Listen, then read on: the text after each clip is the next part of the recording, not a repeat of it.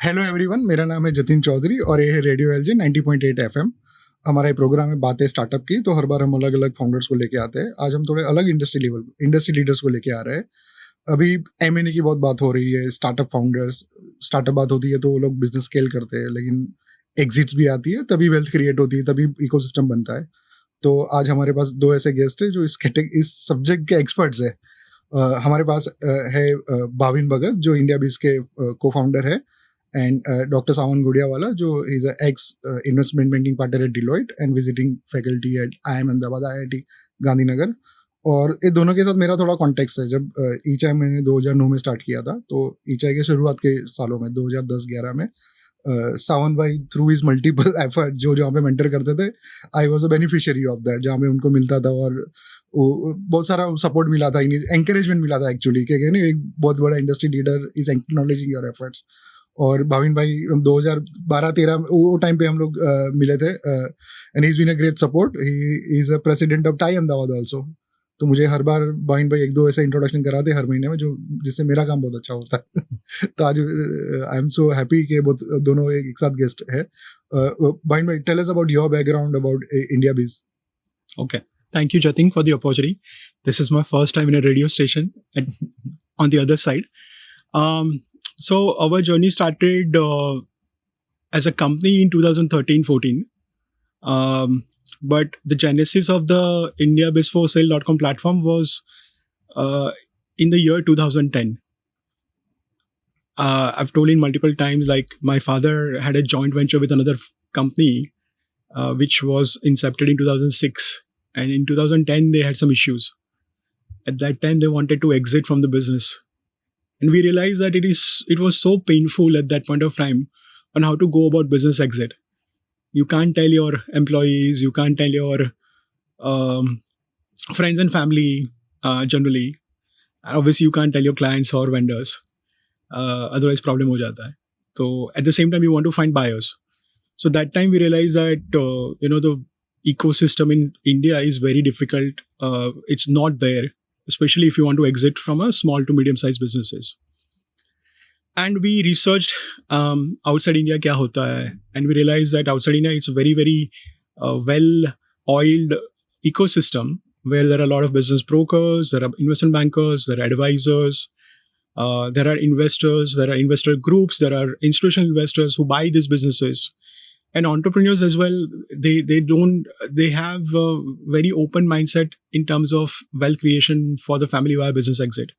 Anyway, so we thought that we should bring that kind of ecosystem to India. And we were not the first one, but I think possibly the timing was not bad. So we started it in year 2014 as a first online platform. And it's doing okay since then. More than a decade, eh? Yeah. So you would have seen a lot of M&As. Yeah, we've seen, I would have seen at least 150 plus transactions from few lakh rupees to couple of 100 crores.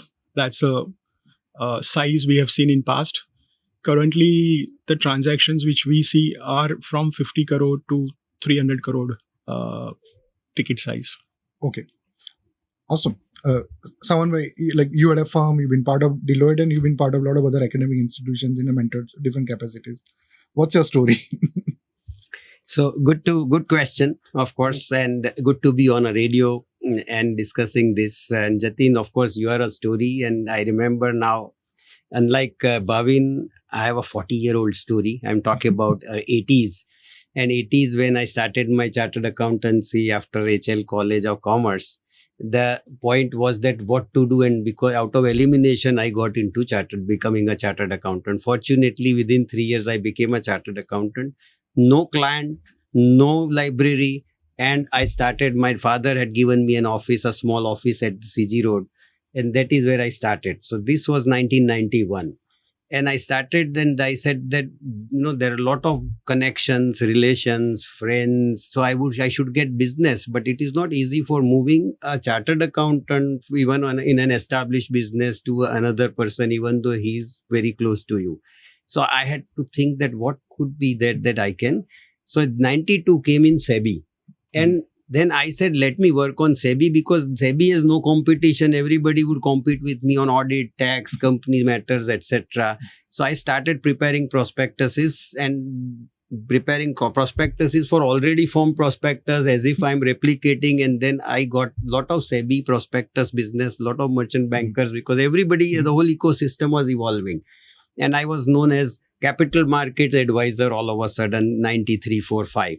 Lot of public issues came in also, and quite a many companies are under stress, and then they disappeared also few, not that my clients, but that was the ecosystem then. 94, same thing repeated, where the service tax law came into play for the first time. And I said, this strategy works. People have started knowing me, and I started writing papers on service tax. Not that I got one client also, not that I got any revenue out of it, but lot of people that I started knowing because my papers were going to places, and then people were generally asking me about service tax. The important, I would say, the break that I would have got was when the FEMA came into play. 91 onwards, there was a liberalization. 99, the new law FEMA was coming. And then, honestly, the same story I repeated. And it could be a strategy. It could also be that how do I do something different where the competition is not there. 99, I started not only writing, I also started speaking at platforms on FEMA before even FEMA became a law. And then I became a FEMA consultant of Ahmedabad. A lot of people came in for, because FERA converting into FEMA, it was always something which people felt that this is, they cannot afford to make any mistake. There could be criminal offense, and that.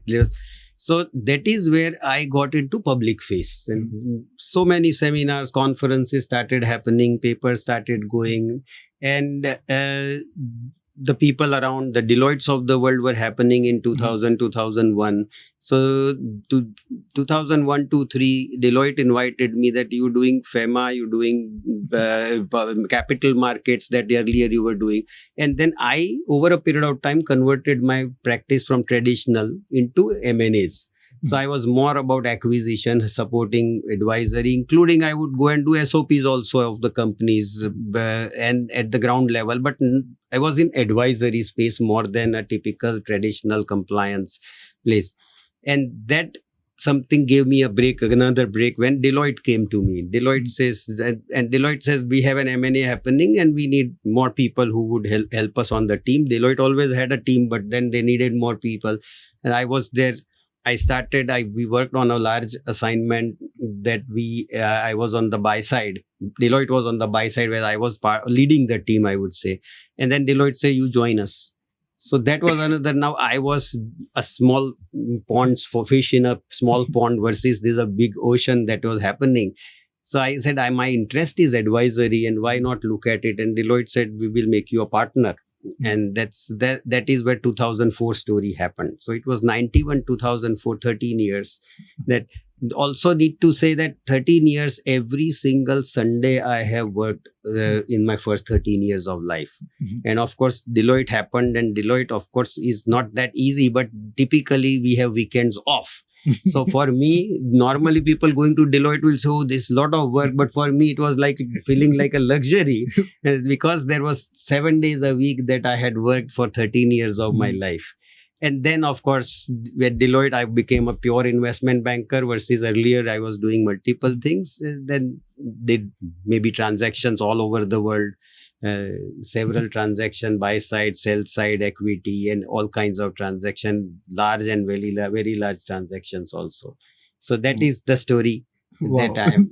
And in the process, of course, I must also say that while we do investment banking, especially M&A transactions, we won't be a master of something, but we need to be jack of all kind of. We need to know income tax, Companies Act, capital market, foreign exchange, all the laws. Unless we know, we cannot do a transaction, because I cannot every time go and ask some specialist when I am with the client.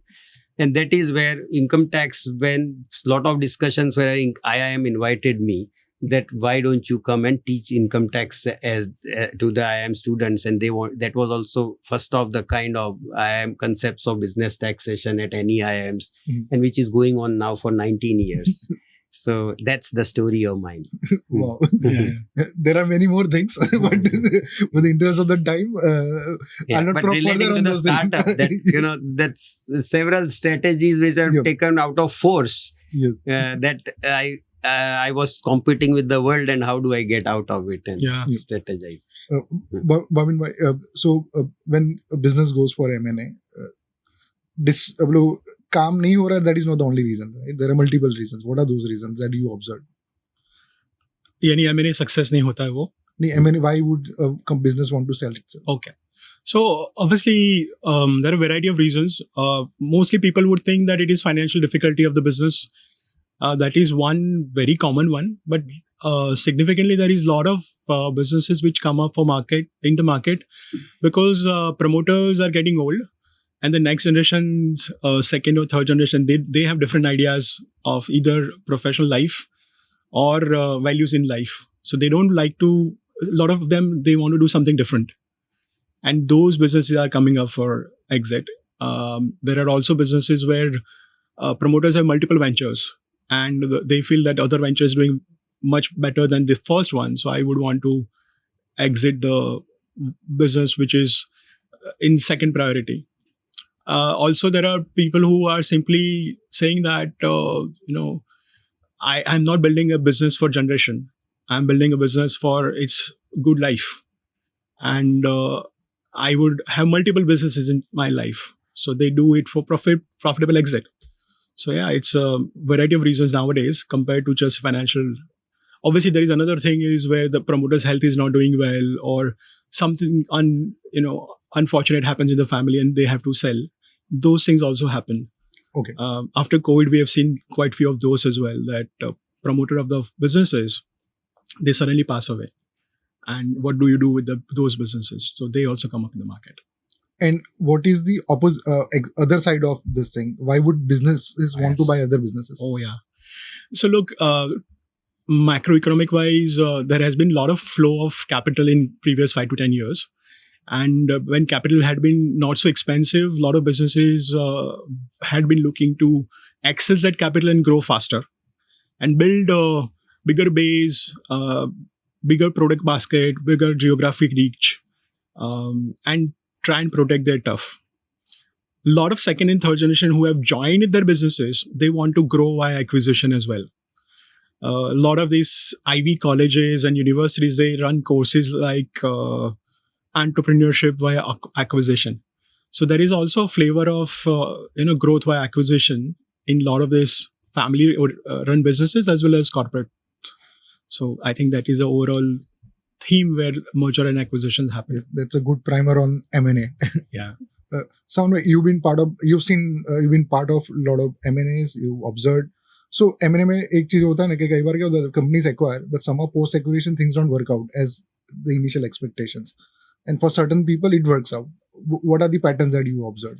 So whenever M&A happens, there are several factors, right? When Bhavin Bhagat did mention that it is succession could be an issue, capital could be an issue. And to add a couple of things, sometimes technology obsolescence becomes an issue. Sometimes brand becomes important.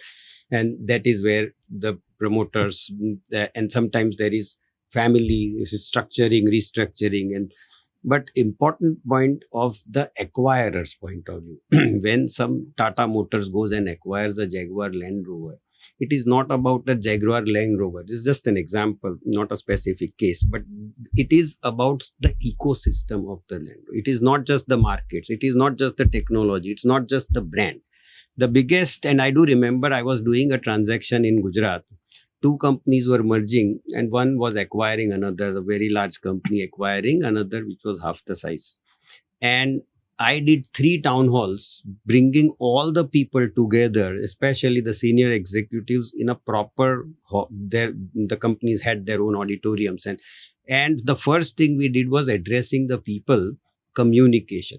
Because if you ask me the question, one big reason why the M&As fail is cultural problem. It is not about more money that I have given, not about as much about the integration I could do, take advantages, the duplication that happens. M&A typically is why 1 + 1 becomes more than 2, is you remove all the duplication, you piggyback one on another, you have bigger reach, and then you also break that competition. Hindustan Unilevers of the world, series of M&A, they would acquire. Then what they were doing is they were removing the competition from the market. And they were ensuring that the distribution channels, that they had no duplicity. The costs were reducing and the competition was going up. But culture is one biggest reason. That's one. Two is the synergy analysis. Now everybody comes and say, if I acquire this company, this is the standalone graph, and this is what my synergy if I join this business, because I know this much, I have this reach, I have this distribution, and I have this scale, I have the capital. And so my graph would be say 30%, 30 degree in angle more, and then there's a beta of that. Now, this synergy analysis, if you make a mistake on doing that analysis, or you are too optimistic, and in the optimism, you stretch yourself and give a very high value. And if you give a very high value by a leverage buyout situation, then that leveraging is one thing which is. I have seen so many cases where in the case of leveraging, you've not done your analysis where your payback period is properly calculated. A simple layman's language, if I say, if I borrow funds to be repaid over 5 years and my payback is over 10 years, I will certainly falter on prepayment of that 5 years, because I'm not going to make that much money to repay these 5 years and interest and principal. So this is the big mistake sometimes people do. Both companies profit. I have seen profitable companies going into bankruptcy. Can you imagine how this happens? Is simple, that I have profits on the books, but I have money stuck in receivables and inventories, and then I am unable to pay my banks. Banks take me to bankruptcy, because banks are not concerned about it. So the management sometimes is very important. Cultural aspect, top priority according to me. Whenever I have done transactions, I will go and find the I've seen one company, I must give an example, very, very large company, among the top 5 pharma companies of the country. And we were having discussions with there on acquisition happening in some Latin American company. So I said, you do such small acquisitions. You are now, it is, you need to have some critical size so that it is easy to give time and attention at the top. They says, we don't want to do that, because the difficulty when the large organization, the large culture need to be settled here. I would rather build that company, use that as a platform, and then build that companies to the extent. On a lighter note, the managing director told me, I want them to start speaking Hindi and Gujarati, maybe ideally. I want such cultural integration to happen before I build that. So I look at opportunities as location and platform, not as scale. I will build the scale. But culture becomes the real priority. Otherwise, M&As quite a many fail in the real world. Very interesting. Bhavin, you wanted to ask a question that we discussed before. Yeah. So, Savan bhai had been very kind to us in our journey. He, one thing he said about, like, you need to know so many things about so many sectors, so many parameters of the transaction. So whenever there is some difficulty in my journey, I have reached out to him, and he kindly, helped me in those times. Also, he came and visited us a couple of times, motivated the team, helped the team to think through how to think about transaction and all that. So first of all, very much thank you for that. No, thanks. And you should call me Bhavin only, not Bhavin Bhai. I can say Bhavin Bhai. On a radio 90.8 FM, I have to tell you Bhavin. I'm always Bhavin. Okay, so one thing I wanted to ask is, you work on large transactions. You would have worked on smaller transactions for larger organizations as well. But you would also have seen smaller transactions as well. So what do you think, is there any key difference between large transaction and small transaction, apart from the size of the transaction? So the answer is, smaller transaction, typically the owners are hands-on. Because they can assess. Larger transaction is left to the Deloittes and McKinseys. One is doing diligence, one is doing valuation, one is helping you draft things, and then it's a big ocean that happens. So it has to be too much of meticulousness and too much of ease of communication in the larger transactions, and still end of the day something will go amiss. versus in a smaller transaction, one, the speed, naturally, smaller transaction speeds are faster. We have seen transactions. I'll give you one real example of my life. And this was at Deloitte. So a smaller transaction, quite small, under 100 crores, because generally we did larger. So that transaction, ENY means one of the big four did the diligence. And naturally there were, because this was a small company, there were quite a many of the observations, some few red flags also. The acquirer was a very large company, one of the top in the FMCG industry. Now they were looking at this company because it had built a brand, and very, it was in some regions the name that it had. This guy, and that was also a family managed company, family owned company. The meetings happen, the small company meets the large company, and then the guys gave them that these are the difficulties. Now finally, so the gentleman, the chairman says that I will meet him, I will thresh this out. So he sees this whole big list of the, and he says that fine, I have seen the list, we can close the transaction tomorrow. And I'm not worried about any of this. He assessed that what could be the risk. He discussed with this fellow, are we here in any case in compliance risk? Are we in any case doing something which is outside the regulatory requirements? If not, I understand there is a cost risk. And at your age, my company also had the similar risk. So I have to understand that I should appreciate. When I came to you, shopping for you, I knew that these risks were there. It is good the guys have gone. So smaller, in a bigger transaction, this cannot happen. Bigger transaction, I will have to work on every single of the risk, mitigate them or find a mitigation plan. If I cannot have a mitigation, the transaction will not go through. The valuations are just one aspect of the transaction. The transactions do not go for a toss only because the valuation.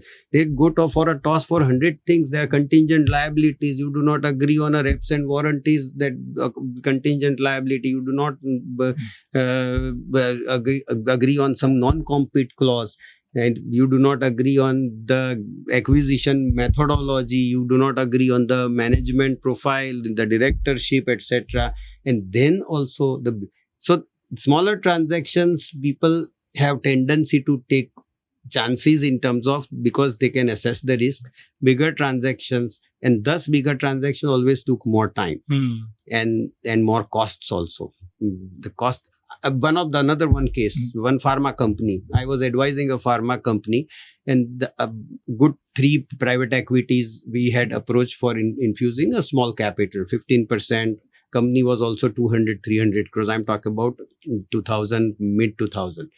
And this pharma company, they saw that who is the auditor. And then they said, we will close the transaction. We don't want to do the due diligence. They just did not do the due diligence because the private equity had competence to assess the technical capabilities, and they had people also. So that's what we have done in-house. We are comfortable. They just did not do the diligence at all. So because it was a small transaction in a small, relatively small company. Otherwise, for the sake of diligence also, everybody would do it with a larger transaction. So I've seen speed, I would say that the comfort that the promoter can give with a small promoter, that I am available to you if something goes wrong, and the scale. So scale, I can afford to absorb a 5-10 crore loss in my giant company when I'm acquiring a 50-100 crore company. Right. And one more question I have, as an investment banker, if you were to tell any students who is like, there are a lot of finance stream students, they want to get into investment banking.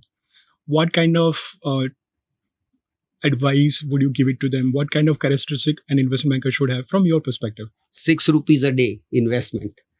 Read an Economic Times or any Financial Express or any Business Standard, any pink newspaper every single day. I had a lot of interns who used to come to us at Deloitte, right? The only thing that I wanted them to do is come to my office, my cabin every day, take the newspaper, because I used to read early in the morning, 9:30 in the office, first thing I would have done. And in the lunch time, tell me only 2-3 news about any M&As that they would have. This was my I said, if you can do this, And if you can sit for that 7-8 hours, you are an investment banker. Everything. Investment banking आसान रास्ता बताओ. investment banking is all about otherwise, general acumen, knowledge, but not intense knowledge about it. It is you have to be doing good communication. You have to be, there's an element of psychology in investment banking because you are working with psychology of a buyer and a seller. And that psychology at times, you cannot be telling the seller that, no, this is not on. You will have to say, you are right, but how can we achieve? So you will have to work on a psychology at times when you do transactions. So such skills are more important than knowing exactly the FDI limits in the insurance that before it opened up. Kind of. Barabar. And speed. I've seen you working. I remember the anecdote you gave me once. There was something you read in the newspaper. There was something happening in Japanese company. You reached out to your Japanese colleague on the same day, and you were talking about the speed, how it. And I think he had a meeting set up with the client in a couple of days' time or something like that. So several occasions, as typically in the larger format professional firms, we have a system of writing emails to it. My way of working was if I just picked up the phone to my Japan colleague, Germany colleague, whichsoever colleague, looking at the time, and they will not pick up, they will call back. But I have seen that as I would have done to the Ahmedabad partner or Bombay partner, I would do to the Tokyo partner and the Frankfurt partner. This happens. One case, again, a company who is into the tire industry, they came to me and they say, hey, I want to talk to somebody in intercontinental tires. So I said, I have no idea whether it is Deloitte client also or not. I picked up the phone to my German partners because they deal with, he says, tomorrow I can organize a meeting. In 24 hours, there were meeting, the call between the two guys, you can imagine. So, see, one thing we have to, the world is so much dynamic in terms of things happening, so vulnerable to any small thing. Trump will do 18% to 20 to 50 to 0, anything happen anytime. And apart from that, he has reasons to do it, and rightly so. But apart from that, there's 100 things. Tomorrow earthquake can happen. Tomorrow something can happen. Speed is the only thing for investment banking.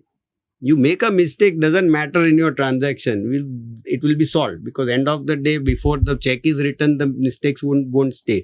But you cannot afford to do today's job tomorrow. You cannot. The tracker was the one thing which was every day that I would look into it. Somebody would have written, Wednesday we'll do this, Thursday we'll do this, but Tuesday also I inquire why this Wednesday, can we do it today? And they may say, no problem.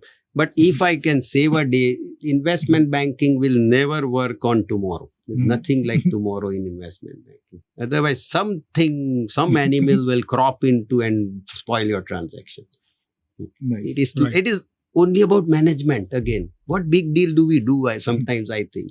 We only ask the tax guys. We only ask somebody. That's how it is. Yeah. Last question. So there are a lot of founders who will be watching this. And Ahmedabad mein, M&A, there are some exciting startups which are required by larger organizations. So founders who may want to create a wealth or एक stage आता है, not for everybody, but for a certain set of founder who M&A वाला phase आएगा. So what are the things that you would recommend them? कि ये चीजों का ध्यान रखना. When the M&A phase comes, that will come handy to you. I can give 1-2-liner and then please. You can add. See, sometimes when a founder comes to an investor and says that here is my company I developed, I have an idea, I have this total addressable market, etc. And then he gives a feeling that I am here to sell it to you. That will never work. I am here and I want to see your skin, your passion and your emotions in the business. You have to be flexible that if tomorrow you to be smaller investor or smaller holder of the equity. But when I meet people, then they tell me that I have planned to sell this in 3 years. We will both make money out of this. I won't rely on such founders. So founders' first advice is don't make a business thinking that I'm going to sell it. You may need to sell it, you may want to sell it later at a stage, but passion will not be seen when it comes to that. Yes, the time we'll of make the investment. business sell. I keep on selling businesses. Very good. We have seen so many very successful people.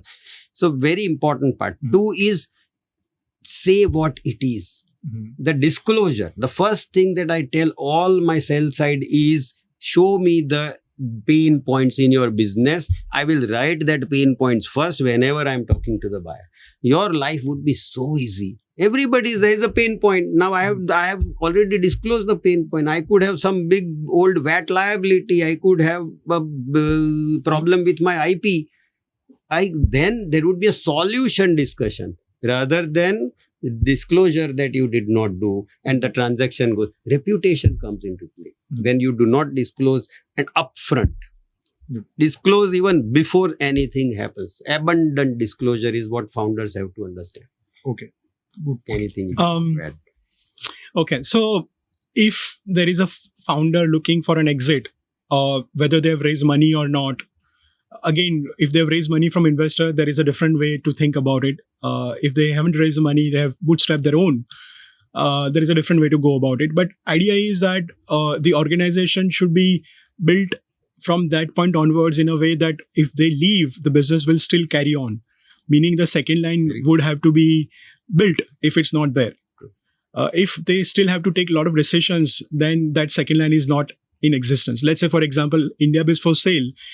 If someone wants to sell, someone wants to take a mandate, if they still have to take an approval from me all the time, they have doubts, they can check. But if they want to take a decision, they should be able to take decision. If they are able to take the decision, there is a second line. Second, if they want to give special discount, they should be able to do it. If that's not happening, then I'm still there in the business, attached with the business. So if they want to exit from the business, the first thing they'll have to do is build a team which can take care of the business for the transition or maybe going forward. Secondly is obviously cleaning all the books. That is obviously everyone would say. But the third is also build a narrative. Building narrative may take 1 year, 2 years, 3 years. So having patience and building narrative for exiting a business, going to someone that I want to sell, rather we build a picture such a way that someone would come and tell you that, hey, listen, I'm interested to do business with you. And that is where, you can create that kind of environment where people come and talk to you about your business. So if you have the luxury of that kind of 2-3 years time, then I would say that focus in that way may help them to get a good exit. But if they don't have time, they don't have that luxury, then obviously they'll have to do what they can do in that short period of time. But yeah, building everything clean, and what Savan Bhai said, amazing advice. They're writing all the challenges and negative points of the business on the face of it. Then investment banker can create preempt that the whole thing, so that you don't invest so much time with someone who would have issue with any of those problems massively. So yeah, I think that's about it, I guess. Thank you so much, both of you. This was Pleasure. super fun and very insightful. और देखते रहिए, सुनते रहिए radio LJ 90.8 FM.